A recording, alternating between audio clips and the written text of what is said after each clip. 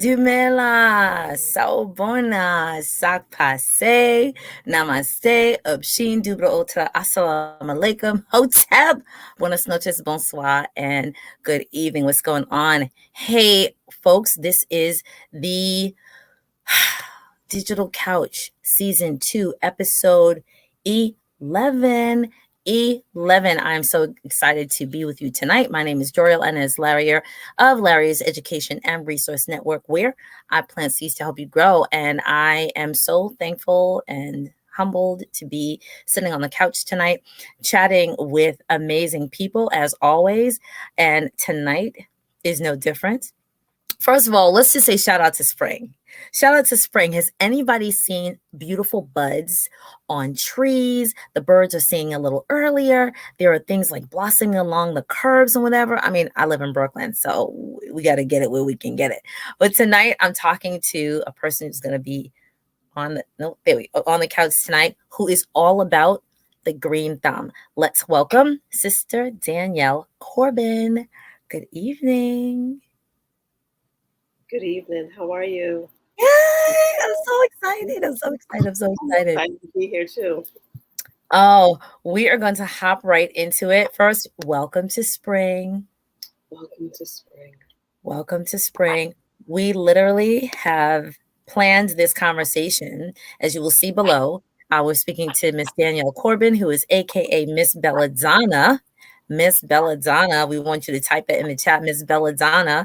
And she is coming to us from a number of different perspectives, but the perspective of being in a garden. Now, some of you know that I have I wear a couple of different hats. And one of the things that I love to wear is my hat that has to do with being in a garden. And so dealing with fruits and dealing with vegetables and dealing with like nature's best, as I say, which is for nature's best.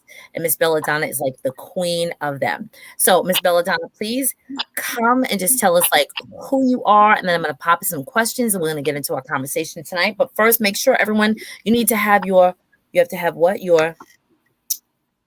My mug. Your mug. Miss Belladonna got a mug. I got a mug. Where's your mug? Y'all need a mug. I'm just saying. Miss Belladonna, what are you sipping on today? What are you sipping on? I'm sipping on some homemade blue flower mint tea. Just say that again. Say that again. Homemade blue flower mint tea. Blue flower mint. It's beautiful. I really hope that you can package that up and like sell it, because just the sound of it is so relaxing. It is. After a long day, it's necessary. I'm sure you would agree. Child, that's a whole other scope. But I, in my Digital Couch Mug today, I have some ginger tea, literally just juiced ginger through my juicer and then pouring hot water over it. That is my tea for tonight. So please tell us who you are, like where you come from, where you hail, and what in the world is all of this Belladonna's Lab? That's a long answer, but I'm ready. I am a Bajan American person, born and raised in East New York. All right. Barbados in the house. I know. I have to represent for us because we're wonderful people, as everyone is. I am a 6th grade science teacher, and I fell in love with urban gardening because it doesn't involve dirt. And I know we're supposed to give back to the earth, but I get a little squeamish with bugs. My kind of people. Let's leave the dirt in the dirt, shall we? So urban gardening is something that I fell in love with as I was embracing my journey of being a 6th grade science teacher. It took me to places that I didn't expect it to. It took me through COVID, where I ended up writing a story about it. I was at home, and my niece and I would always FaceTime during urban gardening. And I would turn the camera around so that she could see my students. And they've developed this wonderful relationship, discussing plants, what I was doing, if I remembered to water them, if I remembered to turn off the lights, turn on the lights, did I harvest? All of these little whispers as I'm trying to get things done, but it was an awesome relationship that they built. schools closed, and that relationship severed. My niece didn't, I created my own urban garden for my students in my living room. Lights, house glowing in the dark from the outside. Neighbors are wondering, what's going on in that house? What is she building? Okay, lights on. Then we purchased a second one, and it was even brighter than it was before. But my niece didn't feel the same experience with me FaceTiming. She wanted her own, so I went searching, and we found a kit, and I brought the kit over to her house, and she couldn't believe it. So now she was able to do that same hands-on, STEAM-centered activity that all of us teachers want to keep our children and the children within our family involved in. Okay. So she was able to create her own Autumn's Love Garden, my niece, which was the inspiration of my first book. Okay.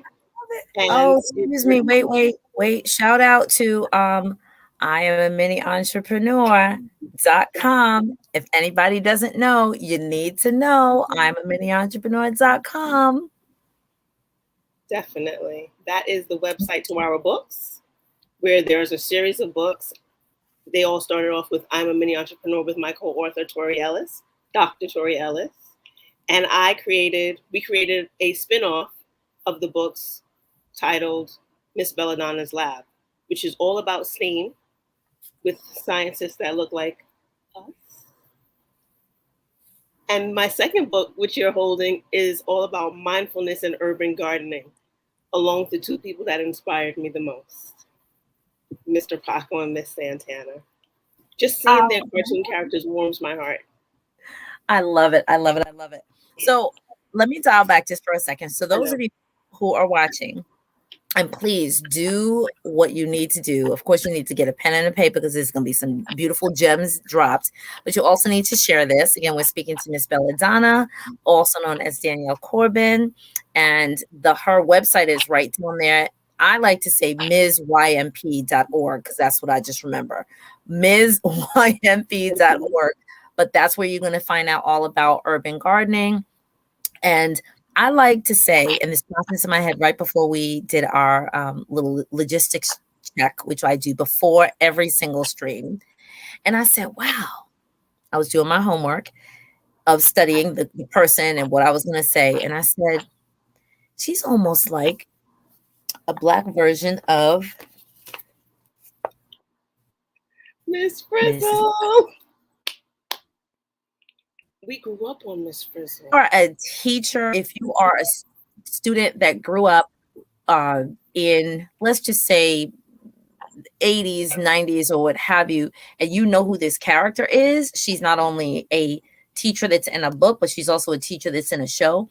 This was, for both Danielle and myself, almost like a Shiro, definitely a Shiro for me. And I believe for Miss Danielle, as a science teacher, it was like the person who kind of, didn't really fit with other teachers. And so she had bugs and, asteroids and dinosaurs all in her classroom. And I was like, wow, wait a minute.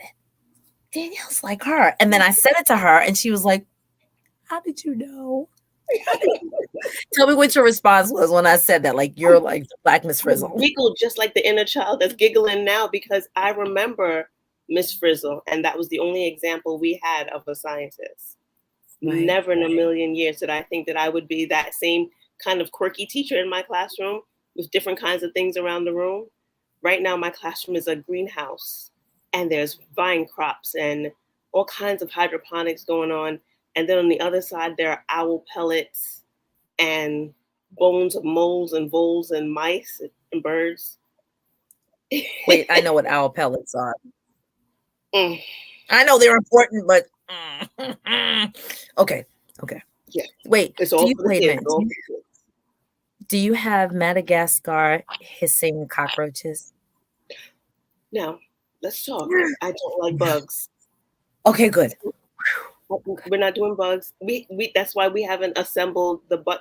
Now, I love ladybugs, so we're going to assemble the ladybug nest device It isn't the way it normally looks outside. It's a very kind of different contraption. I don't even know what that looks like, but that's Neither okay. do We'll talk I, about that but later. right. But 500 ladybugs, we're going to grow them in the classroom and then let them out to be free. Okay, we're gonna talk about that on another day. 500 ladybug. Woo! Okay, so so I wanted Miss Belladonna to come on because number one, it is the first day of spring, and I said this would be excellent because people are definitely going to be getting out of their houses. Number one, number two, those people who let's say either own a house or let's just say some little plot of land. And I spoke to a friend of mine who does not just urban gardening, but this is a person who does like farming and crop rotation and mentoring young people with agriculture in mind. And that's part of his mentoring program. And I was like, oh, I do hope that you catch this. So I'm sure at some point he's going to catch this. And we were discussing how important it is for agriculture, not just to be reserved to, let's say, a rural environment. So can you talk about why do we in the urban center, why do we need to be concerned about hydroponics? Why do we need to be concerned about sustainability? If I'm growing some spinach in my apartment or on my fire escape, is that really going to make a big difference in how I eat? Like why should I even be concerned about hydroponics? I think the smallest indication that it benefits you is the difference in the flavor of the vegetables and the lettuce. If you took a piece of spinach that you grew on your fire escape and compared it to a piece from the grocery store, the difference in the flavor is extraordinary. You can tell yours is going to be full of flavor. It may even be a little bit pungent. The leaves are going to be crispy. You won't have to wash it as much versus the other leaf that came from the grocery store that may have taken 2 weeks to get to you. Okay. Your spinach is going to last 2 weeks. The spinach that you purchase from the grocery store, depending on if it's organic or inorganic, it may only last a week. There's a difference in the freshness, and every day that piece of spinach travels to get to you, right, the nutrients are lost.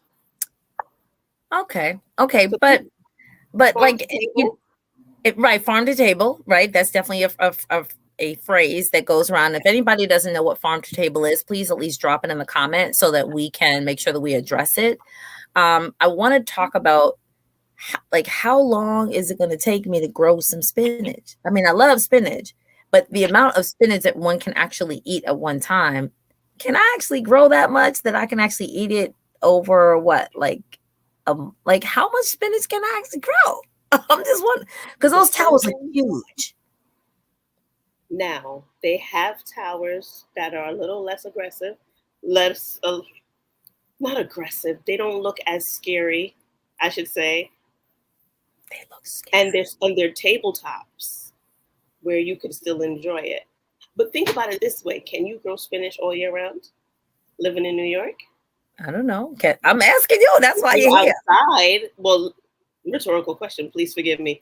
If you can't grow spinach outside all year round in New York, however, you can grow spinach all year round with a hydroponic kit in your home. Oh, okay. I didn't know. Okay. Please forgive me. For example, we're growing tomatoes right now in my classroom, and I've never seen cucumbers with that yellow flower. Usually, as a kid growing up, by the time they start to grow in the backyard, I've probably missed that period. So I'm learning a whole different type of gardening. I'm accustomed to going outside in the backyard, turning over the soil, run when you see a worm or a bug, and then your father calls you back outside to wet the ground. Okay. So it's a little different, but I enjoy it. So now I hear through the grapevine, the digital grapevine, that you have taken this love of gardening and brought it to your classroom. And now you're starting to spread this to other classrooms. So tell us about that. Tell us how that's growing. Oh, I love how I did that. Tell us how that's growing. Tell us what folks are learning. And can we get a whiff of that? Like, how can we get a little bit of that into our own spaces? And I think maybe that's a good connection to your book. Yes, both of them actually. With the second book, Dr. Tori and I, we founded a youth mentorship program which teaches students about mindfulness and STEAM, which was inspired Mm-hmm. by this book. Because in this book, I had to learn, as well as my students, about the importance of being connected and positive energy when you bring it into a room and how it affects everyone, whether it's positive or negative. And I also learned about urban gardening, and the two combined helped me center myself and become more grounded and a better teacher when I showed up for my students. So Which is actually, something that I actually have to I guess signify to that, or like give you a high five in essence on that. I've become a plant mama, and I think that's the phrase, to become a plant mama or a plant dad, or a plant mom. And even when I go to, whether it's to water it or to like prune, just to sort of take off dead leaves or to check on the soil and whatever, I find myself being very, very relaxed. Now, I don't know if it's that I watched my grandmother in her garden and sort of like the quiet, peacefulness, if you will, that I saw that she had when she tilled the soil. But somehow it like skipped a generation or so. And like now I have all these plants like everywhere, like literally in every single room. Of course, the kitchen, windowsill, the living room, the bedrooms, the bathroom, like everywhere there's plants. Little tables across there's plants everywhere. And so finding a sense of peace, balance when your hands, even if you have gloves on, are in some soil, it does feel very relaxing. So how do you convey that to your students? And do you encourage your students to, of course, they're working on, the plant or the green life in your classroom. At the end of your time with them, do you gift them or help them grow some plants of their own that they can take home? Like how do you leave them with green life? Ooh, someone write that down. How do you leave them with green light? Someone write that down. Type that in the chat. How do you leave them with green light? The wonderful thing about hydroponics is you can harvest every 6 weeks. So every 6 weeks, 6 weeks. yes, if we were assertive, we could harvest every 2 weeks, which is what our plan is, because we're able to send lettuce and different types of herbs home with faculty and students. So our first harvest, I want to say more than 30 students were able to take heads of lettuce home. They had Swiss rainbow chard, arugula, purple basil, green basil, chamomile, and marigolds to take home. And we had enough for staff as well. Wait. How many towers were you working with? At the school, I have 2 towers, a vine crop, and an NFT. Wait, I thought NFT had to deal with like I Bitcoins or something like that. know. NFT is a nutrient filtration technique, and Oh, okay. it looks like 6 train tracks. However, there are holes for pods in each one. Okay. I'm Okay. envisioning it. Okay. And there are maybe 60. There's 12. Say there's 12 in each row, and there's 5. So that's 12 times 5 is 60. So that could be 60 heads of lettuce, or maybe 1 row of lettuce, a row of Swiss chard, a row of chamomile, and then each tower holds another 30 to 40. So when it's time to harvest, Wow. we really have a harvest, and it's beautiful. And you walk into the classroom and it sounds like a constant waterfall. So I don't have a lot of space in my home, but how can I do this with a small space? And I think that's a question that a lot of people will probably want to know. If they want to get on this, I was about to say gravy train, but I needed to come up with something else. The green But train. if they wanted to get on this green life train, there we go. Love it. How could they get started? So we had this conversation. So those people, of course, y'all weren't a part of my conversation last night, but Ms.Belladonna, last night we were having a little chat, and because I make a lot of salads and I usually use a lot of avocados, and in my other business, Seeds of Imani, I use a lot of my avocado seeds in my soaps. Whole other conversation for a different day. But um, she was saying, "Oh, well, you can do all these other things with avocado seeds." And I thought I knew a little something, something. So I was like, "Well, this is what I do with avocado seeds, and this is what I do." She's like, "Oh, I didn't know that," but then she taught me something. If I just start with the avocado seed, that's level one. But it takes so long with the avocado seed to actually grow. How could I do one of these little growing the little hydroponic thingy things? And I'm the newbie, that's why I'm using the word thingy things in my home. So I know the book, wait, Autumn's Garden, there's a kit, right? Hmm. Well, how can I actually grow a head of lettuce with that? Now you could grow some great herbs and a nice small head of lettuce. That's a children's version.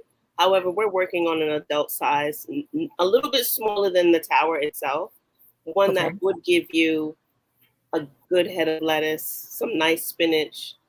But you could always start with the crack key method with a mason jar. The Paint what? a mason jar, the crack key method, KRATKY. Yes. Crack key.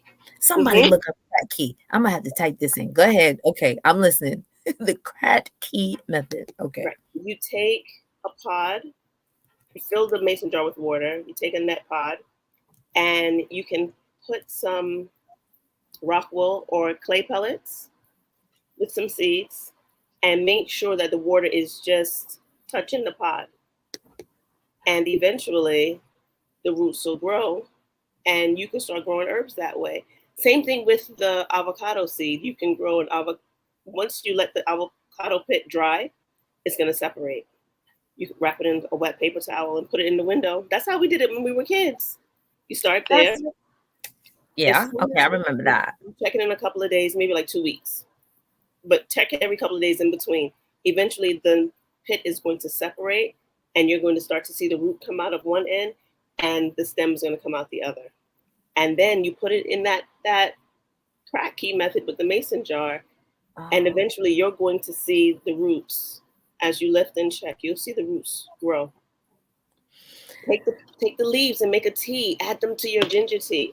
wait. See, now this is what we talked about. Sorry. Yes, I'm gonna need you to have your own. Where's your YouTube channel? We're gonna connect your YouTube channel to what do I say? MsYMP.org, because I need to see your melanated hands doing this. I need to see your beautiful brown skin, like doing the avocado thing, doing the crack key method. I just need to see you do it. Because if I see you do it, I'm gonna be more inclined to do it myself.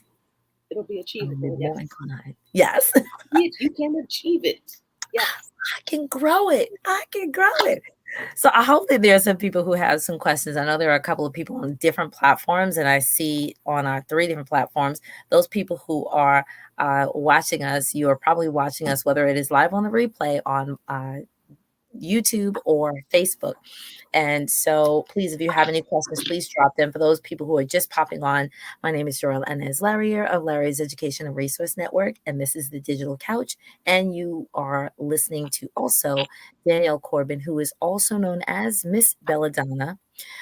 We all, although we said she's kind of like the melanated version of Miss Frizzle from the Magic School Bus, she is her own amazing woman. So she is growing using hydroponic towers. I think that's the way I have to say it. In classrooms, she is a middle school science teacher. Today is the first day of spring.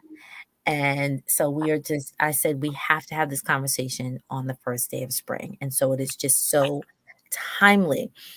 So when you are, when you got connected to doing this work, did you have other people say, well, don't you really need a farm for that? Or don't you really need to, or are you going to grow, no pun intended, are you going to grow this stuff outside in an official garden?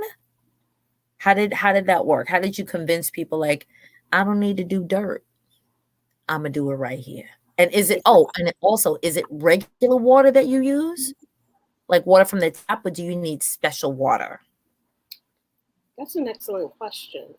It took a little bit of convincing, but I wasn't a believer either until Miss Santana came into the school and assembled the towers. We started off with terrariums, and the terrariums produced beautiful, succulent plants in my room, but downstairs in the lobby, the tower was just flowing. And she tried to convince me, she promised me that I wouldn't have to touch the dirt in the terrariums. High five. Right? Okay. So that's why I had to mention the terrariums in the classroom. I got squirmish. Okay.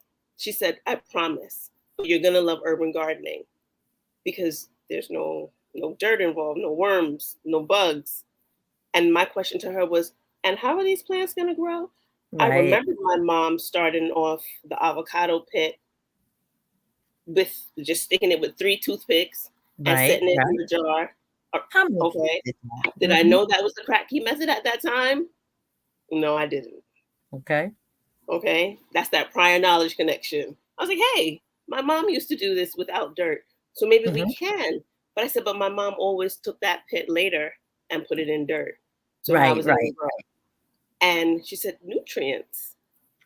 You have to add your own nutrients to the water in order for the plants to grow. And that's another way that you can gauge how fast or how slow you harvest. So where are the nutrients? So where are we getting these nutrients from? You purchase them at your local nursery, and you can follow the directions. Miracle Grow. It comes in a liquid form. And measure and add it to the water.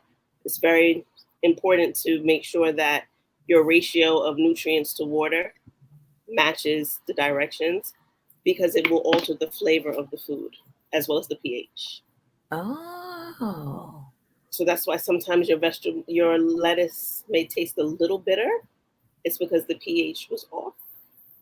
Maybe we added too much nutrients. Things like that happen. But I mean, it's trial and error, and I'm still learning as I go. Okay. All right. So now, in essence, let me just sort of recap. Okay. You got connected with, so in essence, someone passed the green thumb on to you.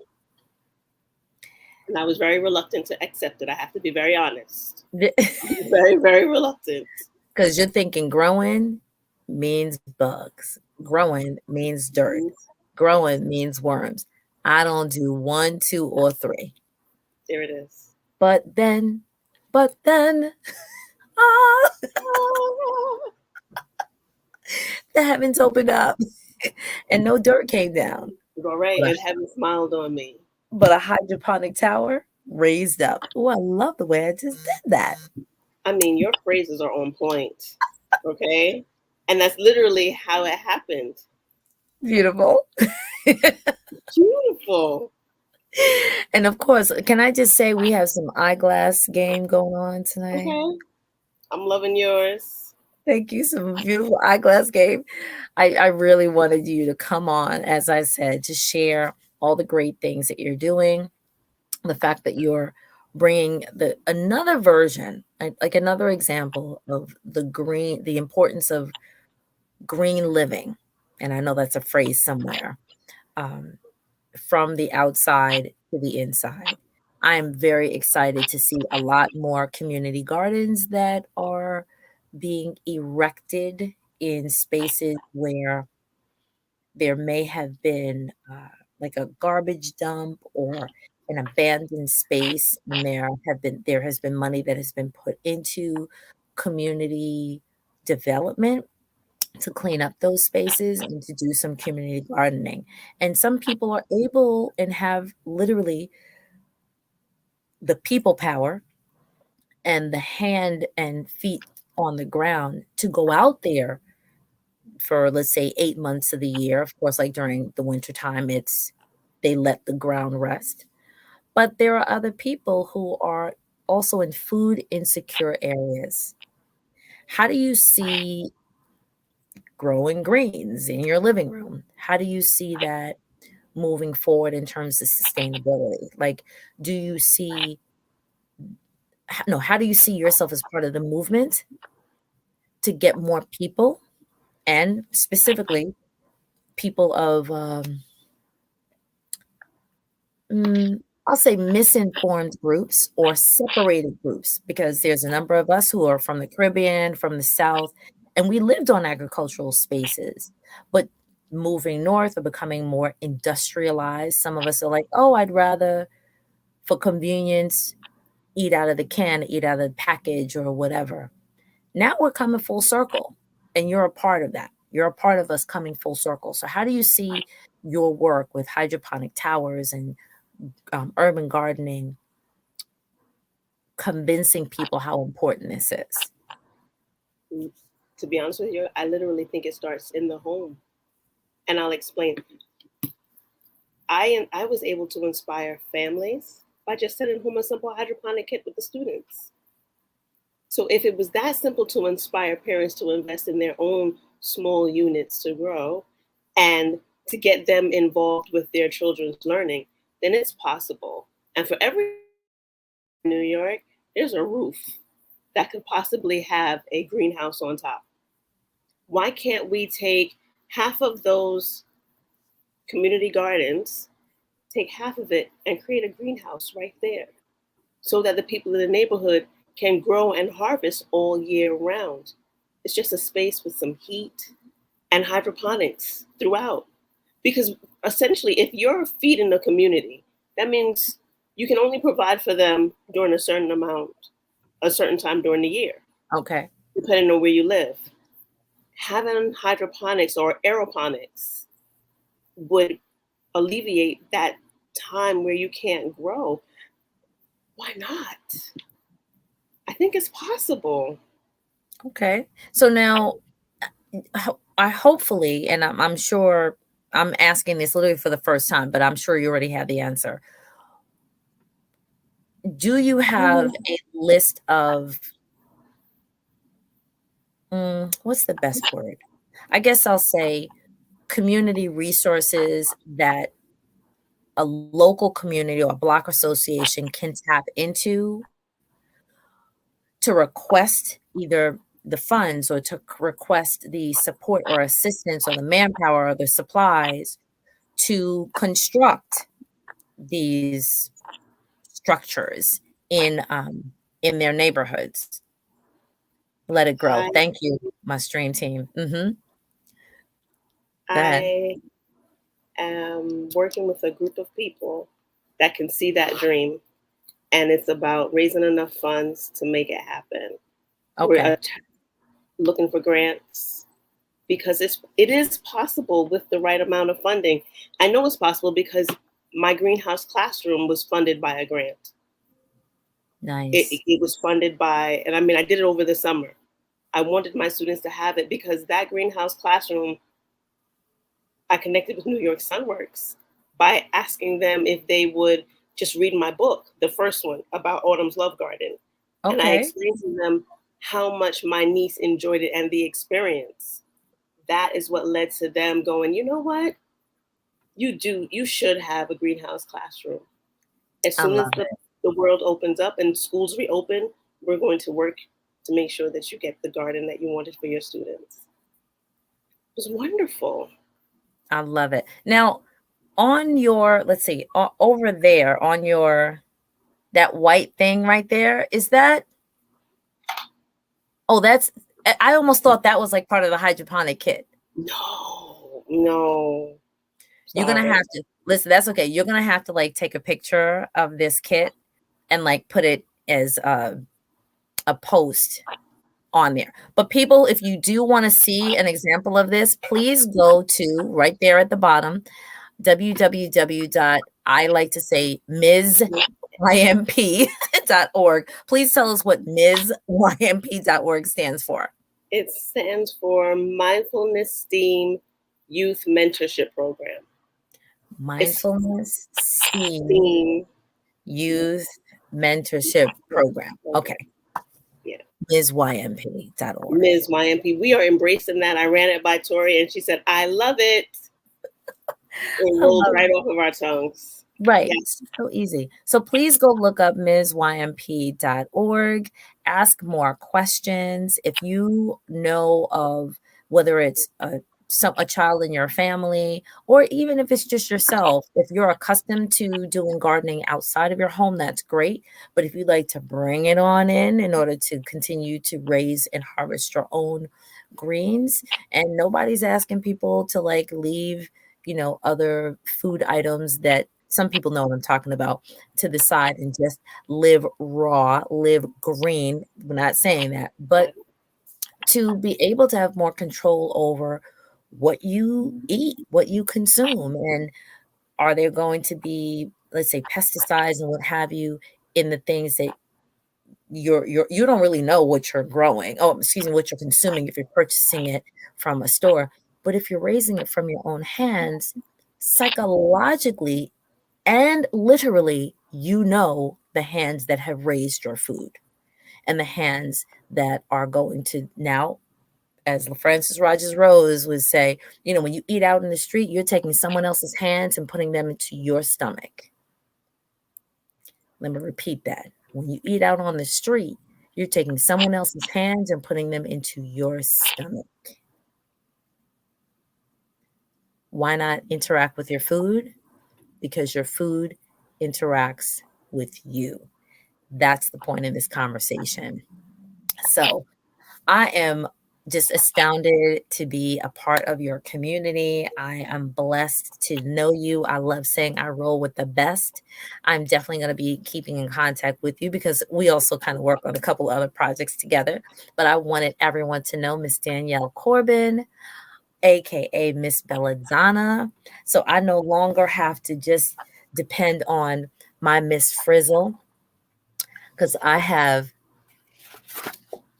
Ms.Belladonna. I have Ms.Belladonna. I love it. I have Ms.Belladonna in my life. So those of you who are not aware, if you want to pick up the Ms.Belladonna's lab, make sure that you go to, or Autumn's Love Garden. I love this. I love it. Pick up one or both. And you can go to miniontrepreneur.com. I am a miniontrepreneur.com. And you can see both texts that are available for a very, very, very nominal cost. But also make contact with Miss Belladonna, make contact with Miss Danielle Corbin through, as we said, it's right there, MSYMP.org, MSYMP.org, MSYMP.org, and share the information. Again, whether it's your child's school or grandchild's school or some school that you know of nearby, or maybe a community group. Maybe it's a youth group that you need to connect with, how they're taking care of their community, about sustainability, about civic engagement. Ooh, I have a number of brainstorms right now. Everybody should know how to grow something. Because what's going on in this world right here, we better have some control over our food sources, because the prices and what's going on in them and how farmers are being hurt. Let's grow something. I agree. As my stream team over there said, let it grow. Let it grow. So I definitely wanted to. So, is there any final words that you want to share with us? Anything you want us to do right now? Of course, we're going to follow you on what? Miss www. Bella D on Instagram. And you can Mm-hmm. always reach out to me at MSYMP.org. I promise I will respond. Excellent. I cannot thank you enough for inviting me, convincing me to work up the courage to jump on here with you. You are truly, truly, truly an inspiration. Thank Okay? you. Thank you. On Digital Couch. Mug. Yes. Good night, everyone. I look forward to Good seeing night. you next week on the Digital Couch. It is not only springtime, but it is still March. And so we have one more week in order to share with amazing people, amazing women. And I know I have another woman sitting on the couch next week. Oh, yes, I do. I have a good friend of mine.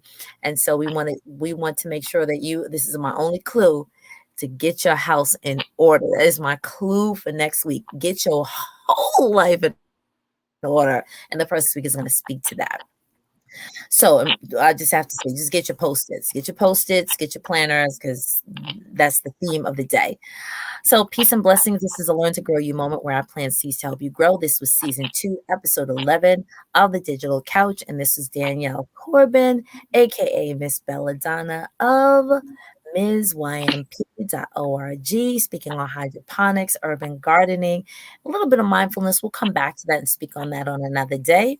And you definitely want to pick up Miss Belladonna's Lab. Let me put it right in the center. Miss Belladonna's Lab, which is part of the I Am a Mini Entrepreneur series. Also, Autumn's Garden, which you have. I know I have a copy as well. I have it. It's right here. Autumn's Love Garden. There we go, Autumn's Love Garden. And I know I have my own cup. Is that it? There Oh, are. it must be here. Here we go. I have my own copy as well. Yeah. Boop. On the I Am a Mini Entrepreneur website, there are several books. Yes. As well as seasonal books that are phenomenal. Right. Everyone should see. You may see like a familiar person in some of the books. Right? I don't know. I got to tell you, one of my favorite books, there's a book about Kwanzaa that I simply adore. And sometimes I think the character is just phenomenal. And it was an honor to collaborate with on that book. Maybe y'all should pick it up. I don't know, but please go check out I Am a Mini Entrepreneur. Make sure you follow Ms. Belladonna at MSYMP.org. And hey, the next time you have some vegetables, think about it. You might be able to grow it. Peace and love. We'll see you next week.